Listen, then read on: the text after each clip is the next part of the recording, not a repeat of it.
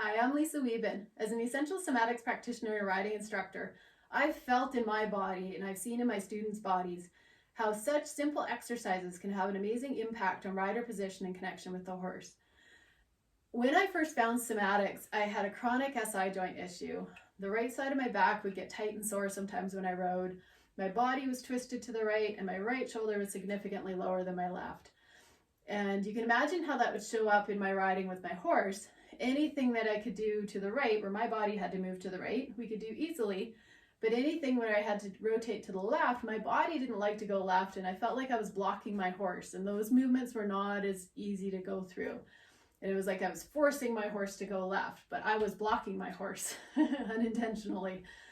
So Somatics has given me the tools to ride pain-free with greater freedom of movement, deeper connection with my horse in the saddle, and more tools to help my students as well.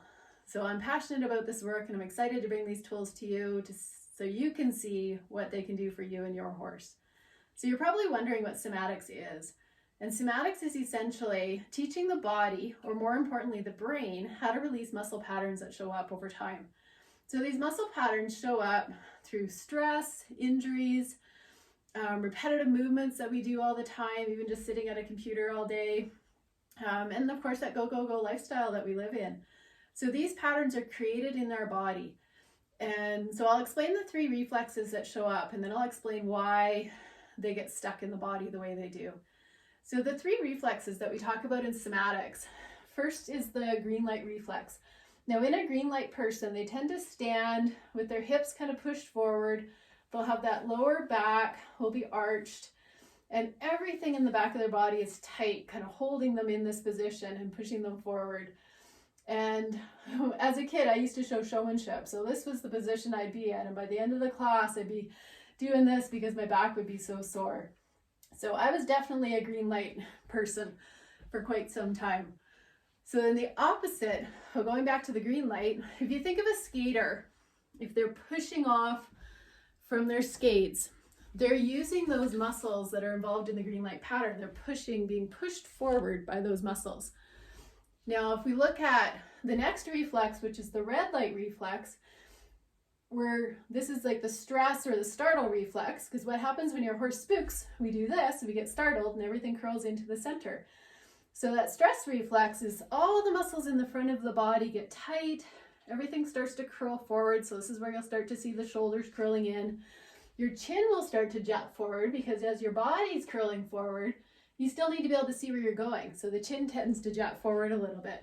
Whereas in the green light reflex, it tends to come back, more like that soldier standing at attention.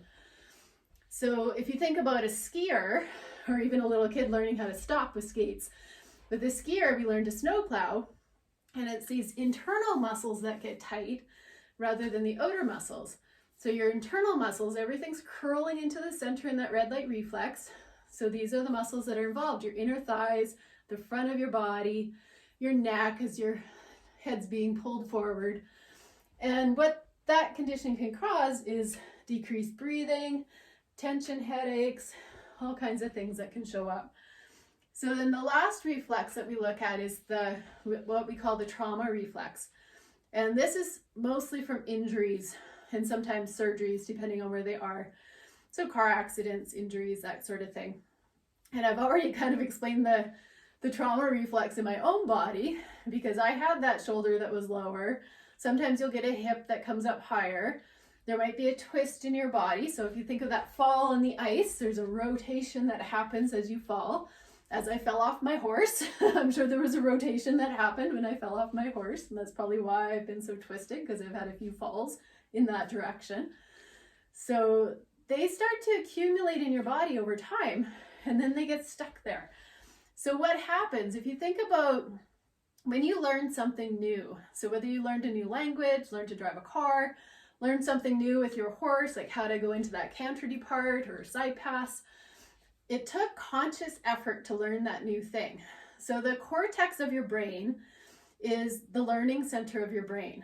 So it takes conscious awareness to learn something new. Then once you've learned it, the brain goes, okay, I've got this. We'll put that down in our habit brain, the subcortex.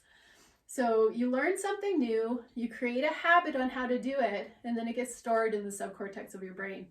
So going back to that injury, say you were walking with a limp for a while and your hip came up, these muscles got tight, maybe it pulled the shoulder down a bit as you were walking with that limp, and the brain started to say, okay, I understand that pattern now, I'm going to hold on to that for you.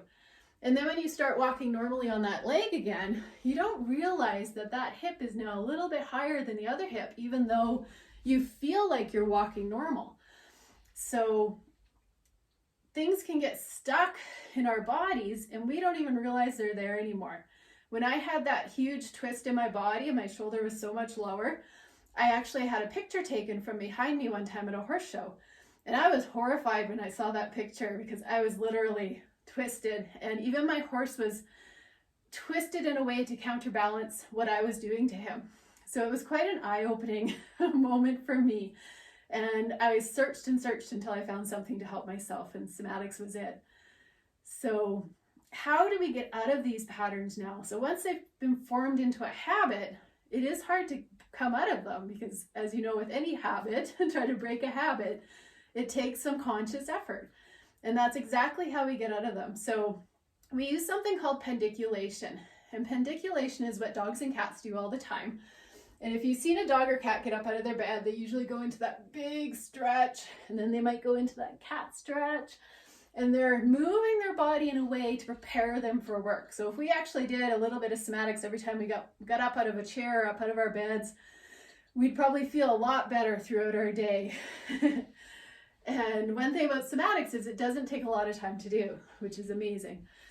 And so with pendiculation, we'll use the red light reflex kind of as our example.